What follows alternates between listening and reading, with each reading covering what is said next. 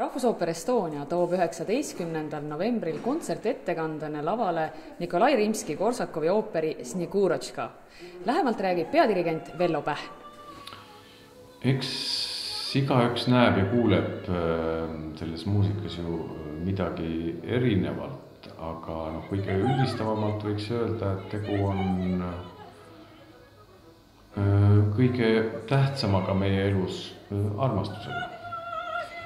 Ja läbi sellise, kuidas seda viisakalt öelda, läbi müstika ja reaalse elu siin selles ooperis kohtuvad nagu kaks maailma. On nagu reaalsed tegelased ja on muinasjutulised tegelased, nagu Snegurotška, Ded Moroz,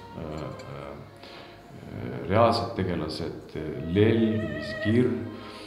Ja need kaks maailma nagu põrkuvad teineteisega. Snegurotška otsib armastust, samal ajal olles, siin läheb sisus ümber jutustamiseks, aga siiski olles nii-öelda Ded Morozi ehk siis külma vana, mis iganes, kuidas me seda nimetame, tütar, ooperi alguses olles külm, aga püüeldes soojuse ja armastuse ja päikese poole. Päikest võib siin mõelda muidugi kui sümbolit. Siin on mitmeid peidetud ja ka selgemalt arusaadavaid sümbolid selles loos. Aga kõige tähtsam on ikkagi elus ja ka selles ooperis muidugi armastus ja püüe selle poole, kuigi armastus kõrvetab ja sulatab tegelikult Snegurotška lõppkokkuvõttes.